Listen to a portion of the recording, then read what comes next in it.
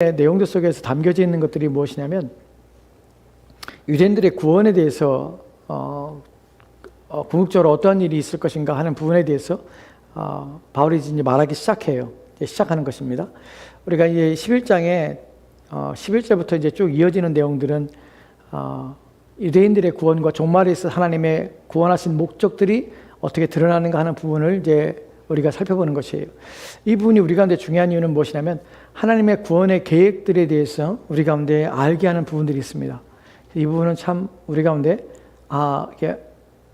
이 세상이 어떻게 되겠구나 하는 것에 대해서 우리가 전혀 모르는 채, 물론 제가 말씀드리고 성경에 말하고 있는 것은 이 세상이 어떤 과정과 기계 문명과 또한 어떤 것들이 일어나고 이런 것들이 막 발전되고 또한 나라들은 어떻게 되고 이런 것들에 대한 얘기가 아니라 하나님의 구원의 방식들이 구원이 어떻게 완성되어 가고 어떻게 이루어질 것이며 하는 것들을 우리 가운데 보여주는 것이에요. 그런 의미에서 하나님의 구원을 전체적인 하나님의 구원의 방식과 구원의 내용들에 대해서 우리가 그럼 이해를 줍니다. 여기에 더해서 우리가 알게 되는 것이 뭐냐면 유대인의 구원과 유대인의 상태에 대해서 오늘 말씀을 통하여 좀 살펴볼 것이에요. 이런 것들 바울이 이런 내용들을 하는 목적은 세 가지였는데 그 내용 속에서는 우리가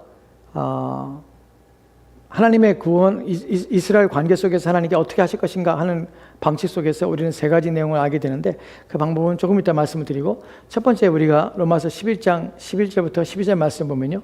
그러면 내가 말하노니 그들이 넘어질까 실조가 있느냐? 그럴 수 없느냐? 여기서 그들이 누구냐면 유대인들 말하는 것이에요.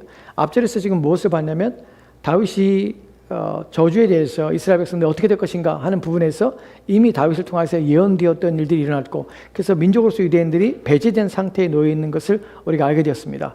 근데 배제된 상태가 무엇이냐 어떤 것이냐 라는 부분에서 우리가 본문이 중요한 이제 일세를 주고 이제부터 시작하는 것이에요. 무엇에 대한 시작이냐? 유대인들의 오해를 하지 말라는 것이에요. 내가 말하노니 그들이 넘어질까 실조가 있냐? 그럴 수 없느니라. 그들이 넘어짐으로 구원이 이방인에게 이르러 이스라엘을 시기나게 함이니라.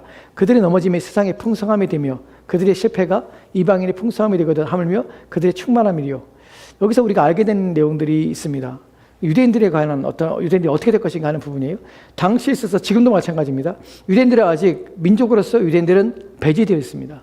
아직 복음 안에 들어오지 않았습니다. 그럼 모든 유대인들이 완전히 배제된가? 그렇지 않아요. 본문에 본 것처럼 넘어질까 실조가 있냐? 그럴 수 없느니라. 그들이 넘어짐으로 구원이 이방인에 이르고 마지막에 보면 그들의 충만함이리요 라는 표현을 씁니다. 이후에 나오는 내용 속에서 유대인들이 어떻게 될 것인가 어떻게 구원받는가 하는 부분을 우리가 살펴볼 것이에요. 그런데 오늘날 이 본문이 우리 가운데 주는 유익이 무엇이냐면 유대인들에 관해서 우리가 오해하거나 잘못된 사고를 갖지 말아야 되는 것이 로마서 11장을 제대로만 읽어도 유대인들에 대해서 억측이라든지 오해라든지 또한 잘못된 사고라는 생각이라든지 이런 것들을 방지할 수 있는데 로마서 11장에 대한 이 유대인에 관한 구원에 관한 내용들을 잘못 이해함으로 잘못된 억측과 또한 생각 속에 빠져드는 것이에요. 유대인들에서 구원에 대해서 배제됐을 때 지금 본문에서 완전한 배제가 아니라고 말하죠. 우리가 로마서 11장 1절 말씀을 이렇게 말하고 있습니다. 로마서 11장 1절 말씀 보도록 합시다. 같이 읽겠습니다. 시작. 그러므로 내가 말하오니 하나님이 자기 백성을 버리셨느냐? 그럴 수 없느니라. 나도 이스라엘이요 아브라함의 씨에서 난 자요 베냐민 지파라. 아멘.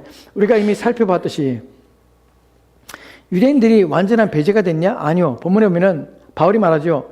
민족으로서의 유대인들이 배제됐지만 그러면 완전하게 유대인들이 모든 유대인들이 다 전적으로 유대인들은 다 배제됐고 유대인들은 복음 안에서 끊쳐졌고 하나님께서 버리셨느냐? 그렇지 않다는 것이에요. 왜냐하면 부분적으로 개인으로서 유대인들은 여전히 하나님 앞에 나오고 있고 돌아오고 있습니다. 그 중에 바울은 자기 자신에 가서 말하는 것이 나를 봐라. 나는 베냐민 지파라. 나 이스라엘이요 히브리 사람 아브라함의 씨에서 난 자요 베냐민 지파라 하는 표현 속에서 전적인 이스라엘의 배제가 아니라 민족으로서의 유대인이지만 개인적으로 또한 부분적으로는 유대인들이 복음 안에 들어오고 있습니다. 두 번째로는 복음 안에 들어오고 있다는 것이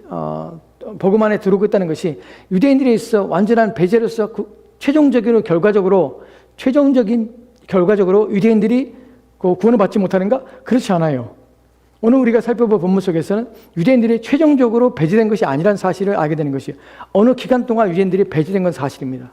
그 기간 동안 하나님께서 유대인들에게 그들이 행하고 있는 그들이 완악함과 그들이 완고함 통해서 그들이 행하고 있는 모든 죄악 속에서 하나님께서 버려두셨고 내버려두는 건 사실입니다. 언제까지? 지금도 그래요.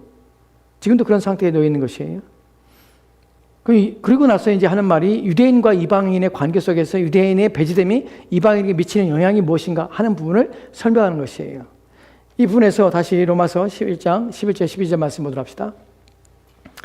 여기서 우리가 생각할 부분이 무엇이냐면 내가 말하는 그들이 넘어질까지 실족가 있느냐? 그럴 수 없느냐? 그들이 실족했다는 표현을 씁니다. 넘어질까지 실족가 있느냐? 실족가 있다는 표현을 써요. 실족가 있느냐? 넘어지까지 실족했다는 것은 실족했는데 넘어지까지 실족한 것이냐? 라는 표현이에요. 실족이란 말을 우리가 성경에서 다른 표현들과 비교했을 때 이 본문에서 실족은 어떤 의미를 가지냐면 비틀거리다는 말이에요. 비틀거렸냐? 어디 넘어지기까지 완전히 넘어져서 비틀거렸냐? 라는 부분이에요.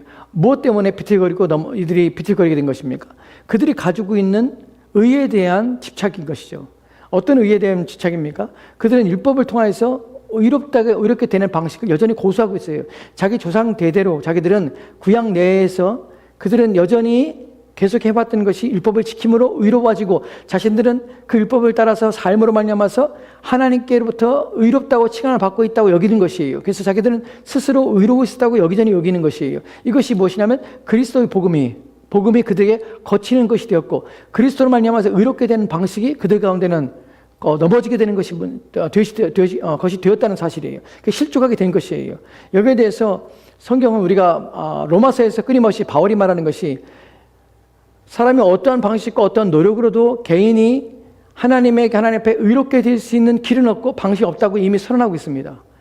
그래서 그런데 불구하고 유대인들은 끊임없이 그것을 고수하고 있는 것이죠. 로마서 10장 4절 말씀에 바울은 이미 이렇게 말하고 있습니다. 로마서 10장 4절 말씀 같이 들어갑시다. 같이 읽겠습니다. 시작. 그리스도는 모든 믿는 자에게 의를 이루기 위하여 율법의 마침이 되시니라. 아멘. 율법의 마침이 되시니라. 누가 마침이 되냐면 그리스도께서. 마침이 된다는 말이 무슨 말입니까? 완성하고 그것을 이루신다는 것이에요. 무엇을요? 그래서 모든 믿는 자에게 의를 이루기 위해서 율법을 완성하셨고 율법을 성취했다는 것이에요. 누가요? 그리스도께서. 즉 오직 그리스도로 말미암아서 의롭게 되는 방법밖에 없다는 것이에요.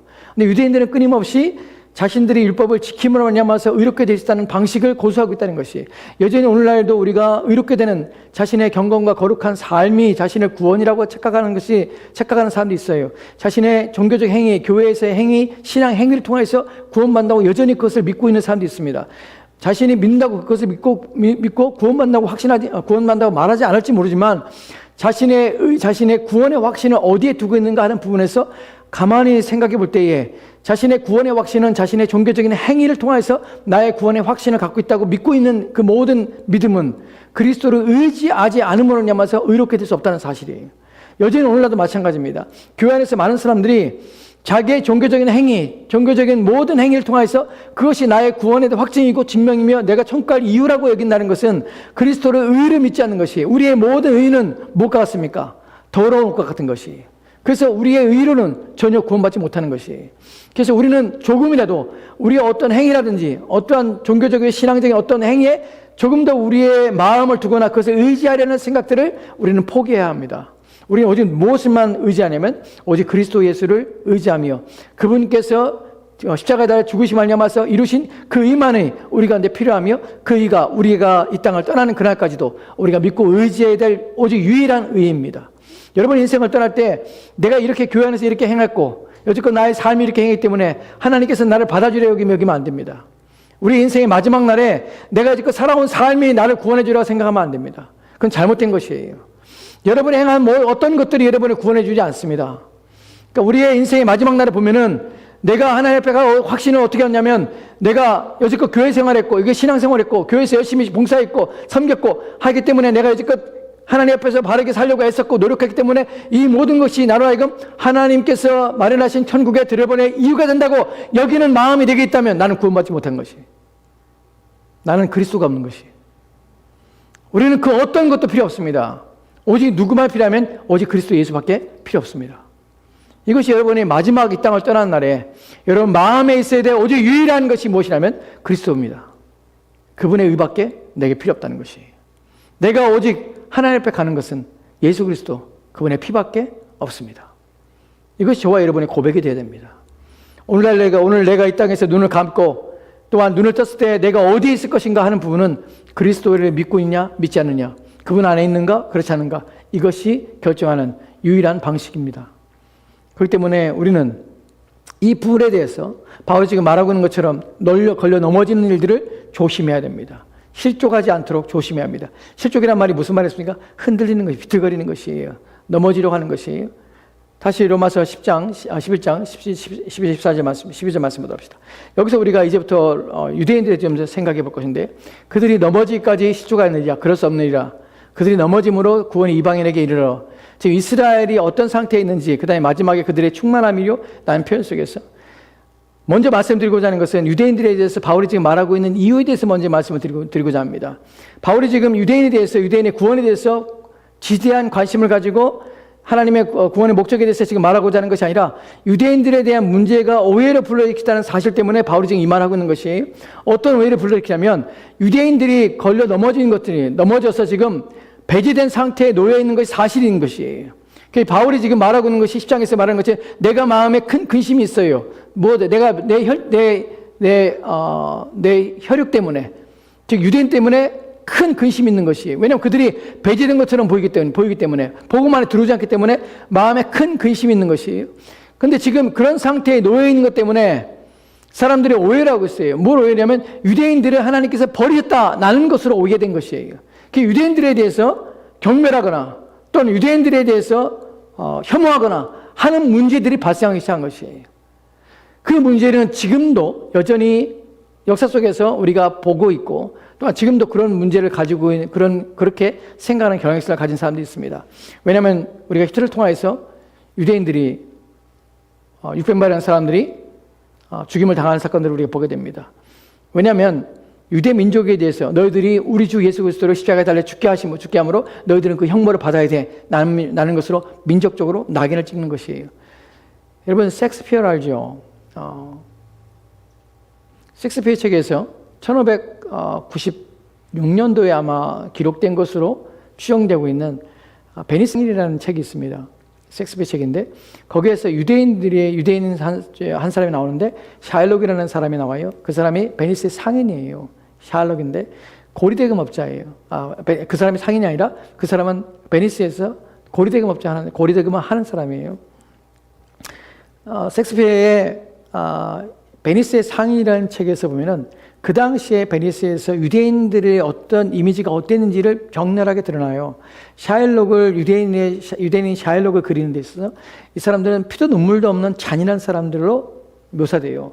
그리고 고리대금, 즉 돈을 위해서라면 뭐든지 할 수 있는 그런 사람들, 즉 악독한 사람들, 이런 것으로 묘사되고 경멸의 대상이에요. 유대인들이 멸시의 대상이에요. 사실 역사적으로 그랬습니다.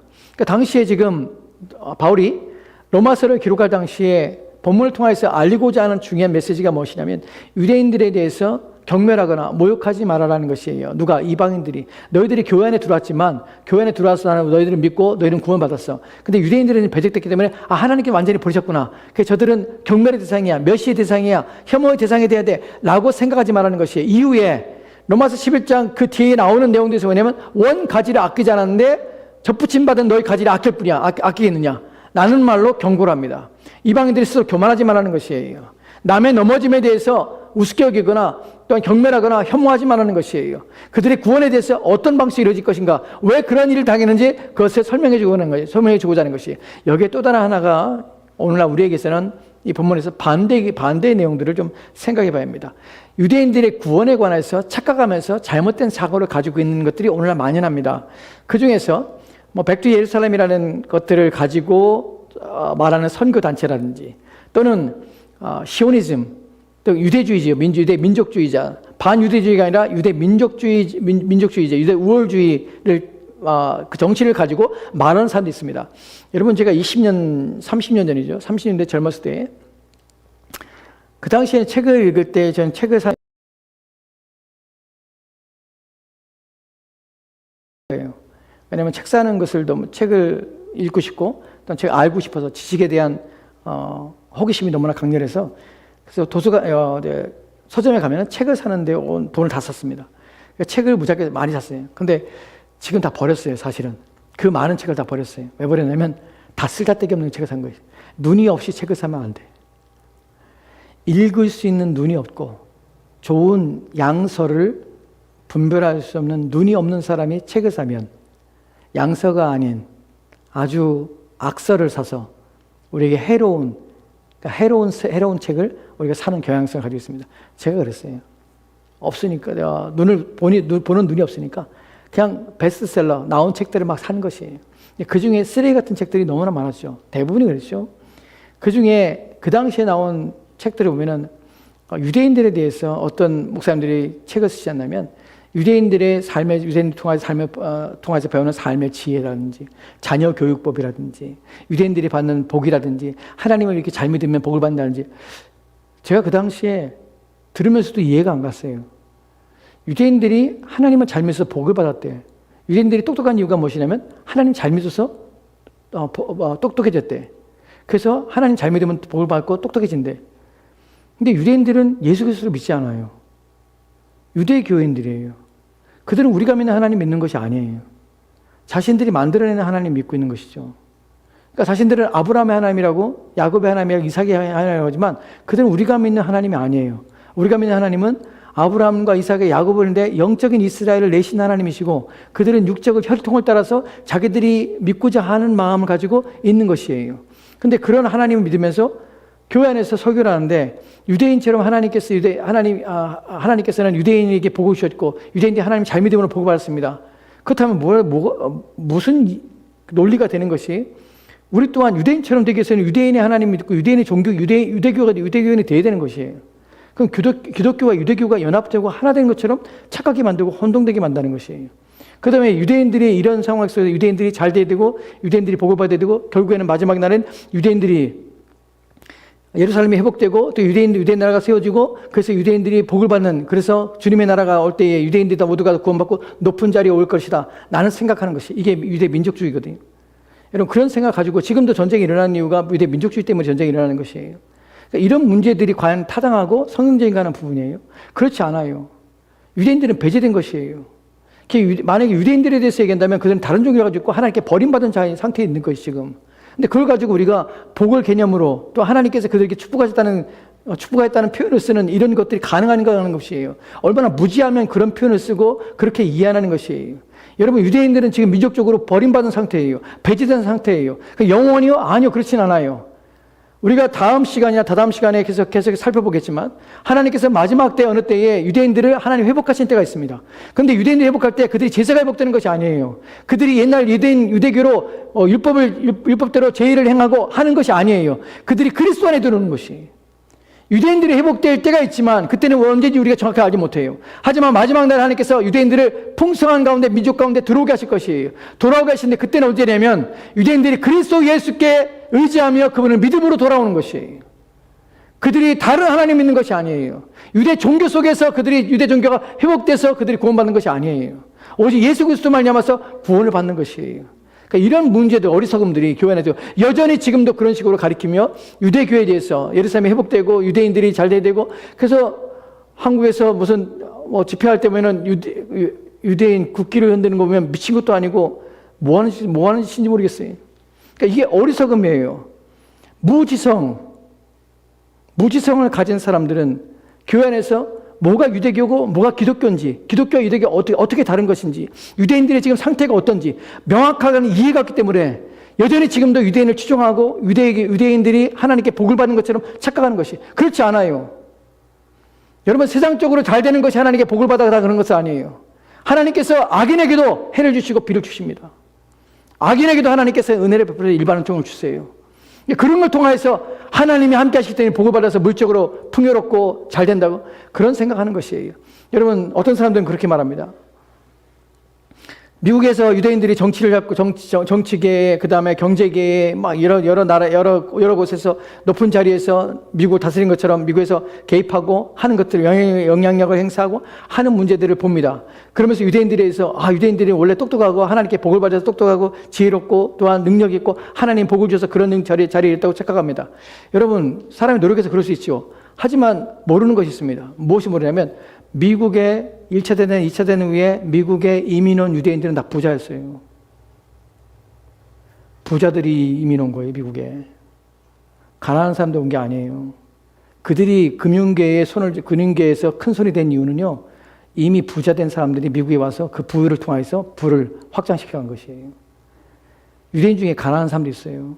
하나님 복을 주셔서 유대교를 믿으니까 하나님 복을 주셔서 그런 게 아니라고. 근데 그런 비유를 만들어내는 이 어리석음, 이 무지함, 누가? 목사들이. 이런 것들에 대해서 바울은 뭐라고 말하냐면 그렇지 않다는 것이에요. 유대인들이 하나님께 돌아오는 것은 그들이 그리스도 예수 안에 돌아와요. 그들이 구원받는 것은 예수 그리스도를 믿음으로 구원받아요. 유대교는 지금요? 아니에요. 구원받은 상태가 아니에요. 지금 어떻게 해요? 민족적으로 배제된 상태에 있는 것이에요. 그것을 말해주는 것이에요. 그런 이해를 명확하게 하셔야 합니다. 본문에 봅시다. 본문에서 바울이 그럽니다. 우리는 두 가지 경우를 지금 반대하며 얘기했습니다. 하나는 반유대주의예요. 하나는 유대 우월주의예요. 이 두 가지가 잘못됐다는 사실이에요. 무엇을 말합니까? 지금은 배제된 상태에 놓였다는 것이에요. 그런데 완전히 넘어졌냐? 그들이 완전히 제됐냐? 아니요. 개인적으로, 개별적으로 구원은 여전히 이루어지고 있습니다. 본문에 보면 넘어지기까지 시초가 넘어지기까지 시초했다는 말이 무슨 말입니까? 완전히 넘어져서 못 일한다는 것이 넘어질 때까지 시초가 있느냐? 시초간 것이 완전히 넘어진 데로 갔느냐? 아니요. 그럴 수 없는 일이라. 그것은 가능하지 않다는 것이에요. 그들이 넘어지면 구원이 이방인에서 이르러 이스라엘 식인하게 합니다. 무엇 때문에 그렇습니까? 이방인들이 구원을 얻기 위한 방식으로 하나님께서는 유대인의 일시적인 또한 제한적인 기간 동안에 하나님께서는 그들을 배제하시기로 하신 것이에요. 이것은 하나님의 구원 계획입니다. 하나님의 구원은 어떻게 되냐면 유대인을 통하여서 예수님이 나게 하셨습니다. 하지만 유대인이 모두가 구원받기 위해서 하는 것이 아니라 유대인이 그들의 죄악을 말미암아서 그들이 끊임없이 반역하며 또한 거역하는 것을 내버려 두신 것이에요. 그 상태에서 유대인이 넘어지 말미암아서 어디까지? 이방인에게 복음을 전해가서 이방인들이 구원받는 데 이르도록 하나님께서는 구원의 방식으로 이 모든 걸 계획했다는 것이에요. 즉 하나님은 이 땅에 모든 백성들이 타락한 후에 그들을 구원하기 위해서 그 전에 창세전에 하나님께서는 이 모든 걸 아시고 그분의 구원 계획 속에서 유대인을 통해서 예수 그리스도를 나게 하시고 민족으로서 유대인들이 혈통으로서 끊임없이 오게 하셨지만 그러나 영적인 이스라엘을 그 백성을 통해서 이루시기 원하셨고 그 결과적으로는 유대인들의 배척하는 가운데 이방인들이 그 안에 들어오게 만들었고 그 구원의 계획 속에서 이방인들이 교회 안에 들어오게 되고 또한 그로 말미암아서 유대인들은 나중에 시기함으로 결국에는 그 풍성함으로 그리스도 예수 안에서 그들이 돌아오도록 하나님께서는 구원 계획 속에서 이 모든 것을 계획했다는 사실이에요. 이것이 하나님의 구원 계획이에요. 구원의 방식이라는 것이에요.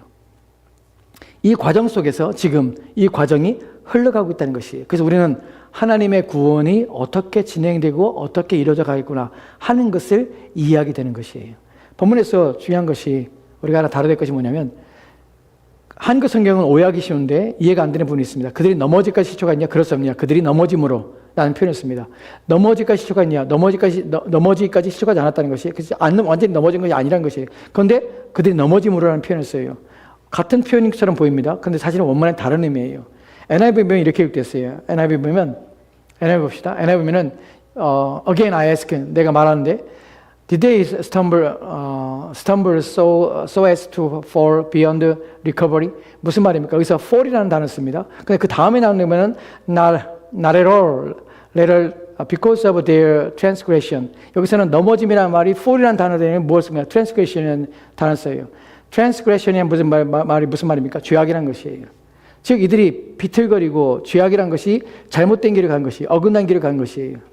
길을 잘못 들었다는 것이에요. 잘못된 길로 죄악을 행한 것이에요. 죄악된 길로 간 것이에요. 똑바로 가지 않은 것이에요. 여기에 대한 형벌이 있다는 것이에요. 그들이 그래서 지금 배제된 상태에 놓였다는 것이에요.